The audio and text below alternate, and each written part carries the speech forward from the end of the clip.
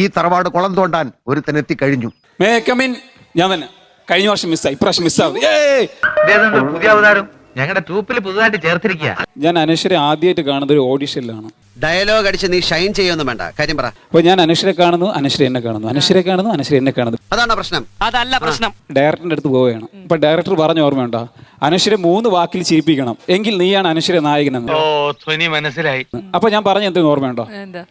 കണ്ണെഴുതാൻ വേണം കരി, ചോറ് വെക്കാൻ വേണം അരി, എനിക്ക് വേണം അനശ്വര കള്ളച്ചിരി.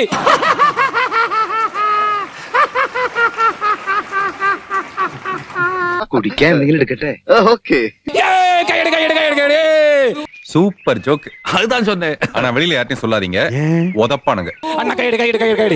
പിന്നെന്താ ലാസ്റ്റ് എന്റെയും അനശ്വര സിനിമ പുറത്താവുകയാണ്. പുറത്തായപ്പോഴാണ് ആ കാര്യം മനസ്സിലാവുന്നത്. 2.5 മണിക്കൂറുള്ള സിനിമ അനശ്വര മാത്രമേ ഉള്ളൂ എന്നെ കട്ട് ചെയ്ത്. അങ്ങനെ ചോദിച്ചാ എന്നെ കട്ടാക്കി. എന്തുകൊണ്ട് അങ്ങനായി?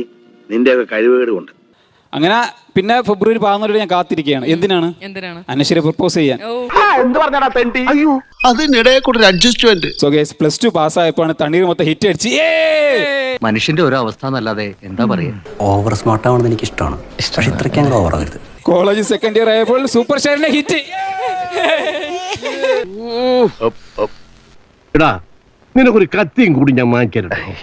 ഇതിലും നല്ല തൊഴിലതാ. കോളേജ് 3rd ഇയർ ആയപ്പോ 75 കോടി. ഏത് രേഖാചിത്രം. നിനക്ക് എന്താ ഭ്രാന്ത് പിടിച്ചോ? എന്ത് ചെയ്യാനാടാ, ഞാൻ ഇങ്ങനൊരു ദുരന്തനായി പോയി.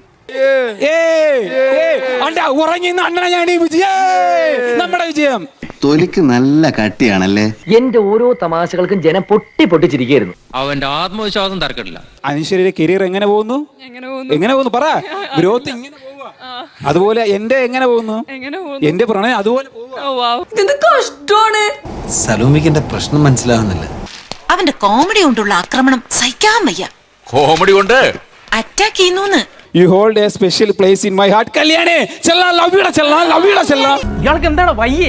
ഒറ്റ അടി വെച്ചോണ്ടല്ലോ. വയറ്റിപ്പഴപ്പണനിയെ ഉപദ്രവിക്കരുത്. I am sorry.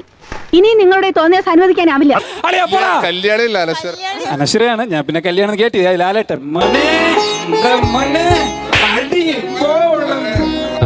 പരിപ്പ് എന്തില്ലല്ലേ?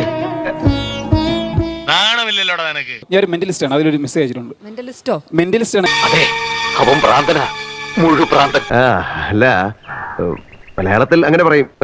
ഈ മന്ദബുദ്ധിയെ ഈ പണി ഏൽപ്പിച്ച നമ്മളാ മണ്ടന്മാര്. ഇനി എന്നെ വിളിക്കും, എന്തെങ്കിലും ആവശ്യം പറഞ്ഞു, അപ്പൊ കാണിച്ചു തരാം. എന്റെ ദൗത്യം കഴിഞ്ഞു.